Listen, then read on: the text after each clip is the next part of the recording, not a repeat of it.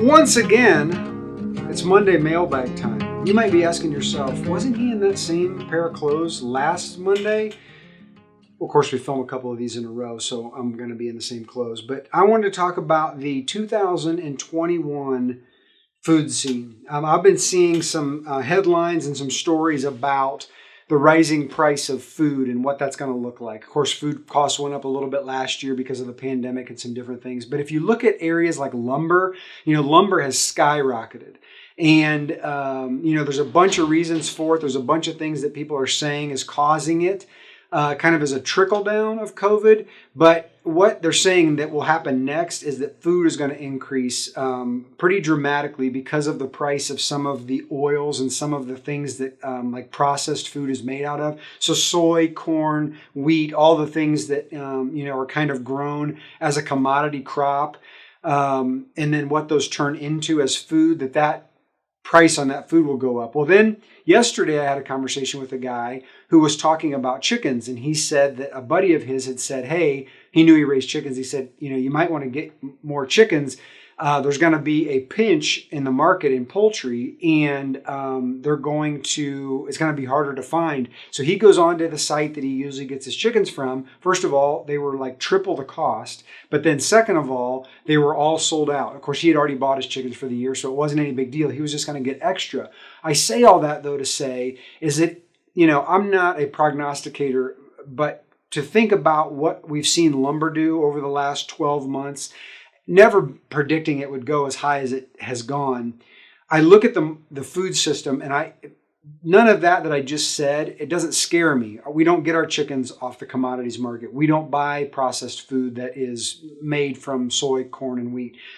But lots of people do, and so I just want everybody to have kind of your ear to the grindstone, if that's even a phrase, to see and to think about how your food is going to be shaped moving forward out of this post-pandemic age as we get to what could happen in the marketplace as different areas of distribution get pinched, and how we've built something that's really a house of cards that if one of the cards is taken away, the whole thing kind of topples. And we sort of saw that in the beginning of the pandemic, but really what I want us to remember is the system that we're building is for stability in and out of pandemic, in and out of emergency type situation. This is the sustainable way to build something that will last and is good for everyone, including farmer, land, animal, distributor, eater. All of those things combined.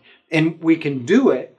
It takes some logistical figuring. It takes maybe a little bit more money on the front end. But overall, when push comes to shove and things shake out and shake down, what we've built will last and will sustain us. So keep on doing what you're doing. You've already participated in that way. You've already done the hard work of deciding you wanted to get your food in a different way. So just continue on and continue to preach it. Continue to tell people about what you've learned, about how you've changed your eating, about, why this matters. Because in the end, the food shed that is our food shed, you're the food shed, I'm the food shed, we're the food shed, the Yellowbird Foodshed is the thing that's going to get us through in those situations. So that's my predictions for 2021 and beyond. But more than that, just my encouragement and my admonishment to continue to do what you're doing, continue to build what you're building through all this, because in the end, it will make the difference to all of us that are in our own food shed. That's your Monday mailbag. Thanks for joining.